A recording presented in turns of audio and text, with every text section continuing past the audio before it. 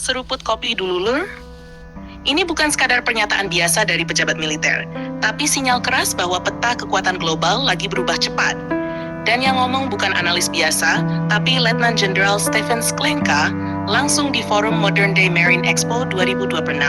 Dan kalau kita bedah pelan-pelan, ini sebenarnya alarm besar buat dominasi militer Amerika Serikat.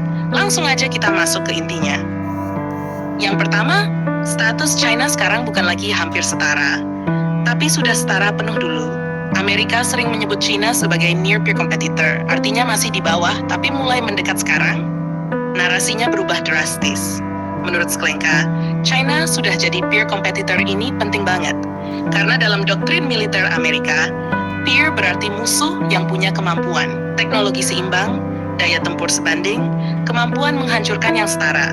Dan ini nggak cuma di militer ya, tapi di semua elemen kekuatan nasional ini jelas merujuk ke strategi besar yang dibangun oleh Xi Jinping, yang memang mendorong China bukan cuma kuat di ekonomi, tapi dominan di militer dan teknologi. Yang kedua, keunggulan industri galangan kapal China benar-benar gila. Sklenka menyebut angka yang bikin banyak analis kaget. Kapasitas pembuatan kapal China disebut mencapai 230 kali. Amerika ini bukan sekadar statistik. Ini berarti China bisa produksi kapal perang lebih cepat, ganti kerugian tempur dengan cepat, bangun armada dalam jumlah masif. Sementara Amerika lebih unggul teknologi, tapi lambat dalam produksi massal ini. Jadi masalah besar dalam perang modern karena sekarang perang bukan cuma soal kualitas, tapi juga kuantitas. Konsepnya mirip yang terjadi di konflik Rusia-Ukraina, di mana produksi massal dan logistik jadi penentu utama. China jelas belajar dari situ. Yang ketiga, ekspansi nuklir dan teknologi AI. China sekarang nggak main-main di nuklir. Jumlah hulu ledaknya terus bertambah. Dan yang lebih penting, sistem pengirimannya makin canggih.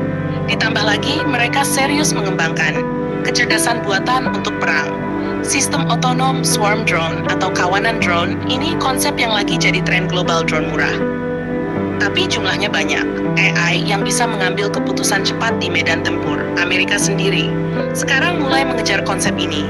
Bahkan mulai meniru pendekatan yang sebelumnya banyak digunakan oleh Rusia dan Iran. Artinya, China sudah masuk ke era perang generasi berikutnya lebih cepat. Yang keempat, pangkalan militer Amerika sudah tidak aman. Ini poin yang paling sensitif selama puluhan tahun. Kekuatan Amerika itu bergantung pada jaringan pangkalan global dari Jepang, Korea Selatan, Guam, sampai Timur Tengah.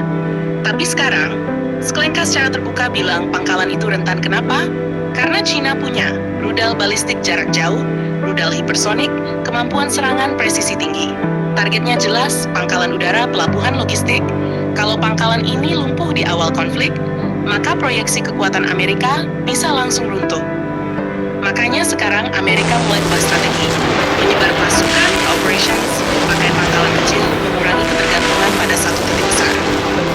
Yang kelima, skenario perang melawan China akan jauh lebih brutal. Ini bukan perang seperti di Timur Tengah. Sklenka bahkan bilang, kalau Iran saja bisa memberi tekanan ke Amerika, maka China akan jauh lebih berbahaya. Kenapa? Karena China punya semuanya. Ekonomi kuat, industri besar, militer modern, teknologi tinggi. Ini kombinasi yang belum pernah dihadapi Amerika sejak Perang Dingin. Bahkan bisa dibilang, China sekarang lebih siap dibanding Uni Soviet dulu dalam beberapa aspek. Yang terakhir, China sudah masuk mode siaga perang. Narasi wartime footing itu serius banget. Artinya sebuah negara mempersiapkan industri untuk perang, mempercepat produksi militer, menyesuaikan strategi nasional untuk konflik besar di bawah Xi Jinping. China memang terlihat mengarah ke sana. Latihan militer makin sering, produksi kapal meningkat, pengembangan teknologi dipercepat. Semuanya menunjukkan satu hal, mereka tidak hanya bersiap, tapi sudah mengantisipasi konflik besar di masa depan. Kalau kita tarik garis besarnya, Lur, pernyataan Sklenka ini bukan cuma analisis, tapi pengakuan jujur dari dalam militer Amerika bahwa dominasi mereka sudah mulai ditantang secara serius. Dan ini punya dampak besar. Perlombaan senjata makin cepat. Indo-Pasifik jadi pusat ketegangan.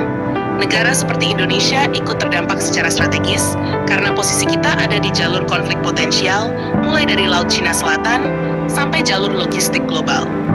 Jadi sekarang pertanyaannya bukan lagi apakah China bisa menyaingi Amerika, tapi kapan dan di mana mereka akan benar-benar diuji. Dan kalau itu terjadi, perang berikutnya bukan cuma besar, tapi bisa mengubah kekuatan dunia secara total. Lutz like dan komen oke.